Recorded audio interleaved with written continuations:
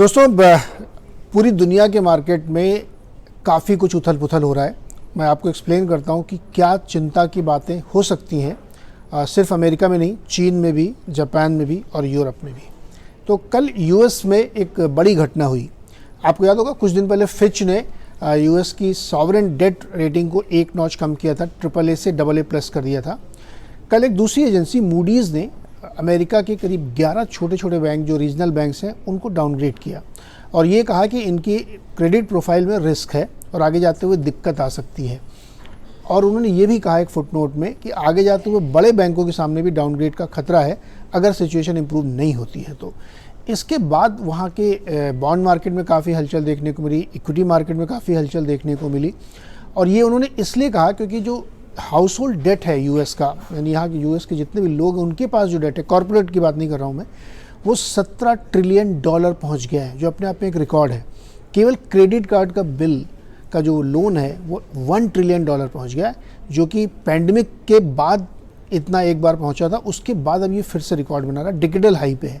तो इस चिंता के कारण उन्होंने छोटे छोटे बैंकों को डाउनग्रेड किया और उसके बाद उन्होंने कहा कि आगे जाते हुए बड़े बैंक के सामने भी मुश्किल आ सकती है। दूसरी बड़ी घटना हुई इटली में, जो यूरोप की एक कंट्री है। उसमें क्या हुआ कि उन्होंने इटली की सरकार ने वहाँ के बैंकों के ऊपर 40% का विंडफॉल टैक्स लगा दिया। विंडफॉल टैक्स उन्होंने इसलिए लगाया क्योंकि उनके देश में टैक्सेशन बहुत ज़्यादा है, तो वो टैक्स में रिलीफ देना चाहते हैं अपने लोगों को। उसके लिए बैंकों पे लगाया, क्योंकि बैंक ने, जब आपको याद होगा, ब्याज दरें काफ़ी बढ़ाई थी महंगाई से निपटने के लिए, तो उनको गेन्स हो रहे हैं।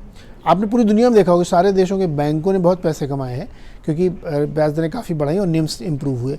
तो 40% का टैक्स लगा, उसकी वजह से पूरा बैंकिंग सेक्टर नाराज़ और स्टॉक मार्केट में तेज़ गिरावट देखने को मिली, यूरोपियन मार्केट में भी। उसका असर दूसरी जगहों पे हो सकता है। तीसरी जो बहुत ही बड़ी घटना हो रही है लगातार कंटिन्यूसली है, वो चीन की तरफ से आई। चीन में जो उनका ट्रेड डेटा आया है एक्सपोर्ट और इम्पोर्ट का, वो काफ़ी ख़राब आया है। एक्सपोर्ट भी गिरा है और इम्पोर्ट भी गिरा है। टोटल उनका जो ट्रेड सरप्लस था उसमें करीब 21.5% की गिरावट आई है।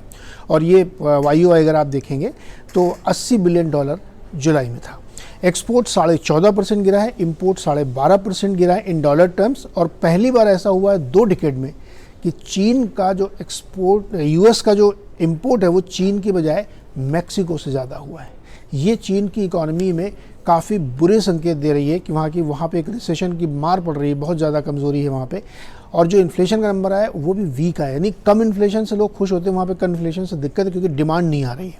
तो चाइना में एक बड़ी समस्या है। दूसरी बड़ी घटना चीन में ये हुई कि वहाँ की जो second largest real estate company Evergrande का, आपने सुना होगा कि वहाँ पे काफ़ी ज़्यादा दिक्कतें थी, उसने डाउनग्रेड किया था और डिफ़ॉल्ट किया था। कल वहाँ पे कंट्री गार्डन के नाम से एक कंपनी है, उसने अपने 2 बॉन्ड होल्डर्स को पेमेंट डिफ़ॉल्ट किया है। ब्याज उनको जो देना था वो नहीं दे पाए। एक 2026 में मैच्योर हो रहा है, एक 2030 में मैच्योर हो रहा है। ये सारी चिंताएं पूरी दुनिया में जो इकोनॉमिक फ्रंट पे आ रही हैं, ये दुनिया के इकोनॉमिक की जो चिंताएं हैं वो मार्केट को प्रॉब्लम में डाल रही है। इसलिए आप देख रहे होंगे कि मार्केट साइडवेज हैं, कहीं नहीं जा रहे हैं। वो निचले लेवल पर कभी बाइंग होती है, फिर ऊपर से गिर जाते हैं, फिर बाइंग होती है। तो ये मार्केट की एक बड़ी दुविधा है। इन सब के ऊपर जिसको कहते हैं आइसिंग ऑन द केक, वो जापान की ओर से आ रही है। जापान में क्या हो रहा है कि वहाँ एक नए गवर्नर साहब आए हैं, अप्रैल से उन्होंने ज्वाइन किया। तो उन्होंने यील्ड कंट्रोल कर्व, जिसको YCC बोलते हैं, उसको चेंज कर दिया। इसका क्या मतलब होता है? इसका मतलब ये है कि वहाँ पे ब्याज दरें ज़्यादा बढ़ने नहीं दी जाती थी। जैसे ही बढ़ती थी तो सरकार की तरफ से आके बॉन्ड बाइंग शुरू हो जाती थी, सिस्टम में और पैसा डाल दिया था तो बॉन्ड ब्याज दरें नीचे आ जाती थी। तो उसकी उन्होंने एक रेंज बनाई थी कि 0 से 0.5% तक की यील्ड ही अलाउड थी। इससे ऊपर जाएगी तो सब बॉन्ड बाइंग शुरू हो जाएगी, पैसा आ जाएगा तो ब्याज नीचे आ जाएंगे। ये था 10 ईयर्स के लिए।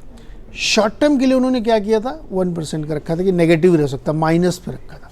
अब जो नए गवर्नर साहब, उन्होंने यील्ड कंट्रोल पॉलिसी को चेंज किया। उन्होंने कहा ये 0.5 नहीं, अब ये 0 to 1% जा सकती है, क्योंकि वहाँ भी इन्फ्लेशन 3.96% है और उनको लगता है कि हमारी करेंसी बहुत सॉफ्ट है, इसको थोड़ा सा टाइटन करना है।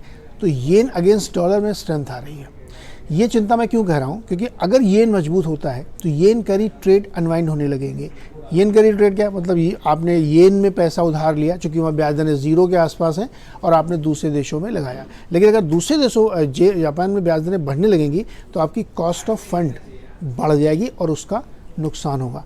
तो ये जो सारी इकोनॉमिक घटनाएं मैंने आपको बताई, जापान की, चीन की, इटली की, अमेरिका की, ये सब एक इकोनॉमिक सिचुएशन को मैं थ्रेट तो नहीं कहूँगा, लेकिन एक चिंता बढ़ा रही हैं, जिसकी वजह से इक्विटी मार्केट चल नहीं पा रहे हैं, दिक्कत है और एक नेक्स्ट ट्रिगर का इंतज़ार है।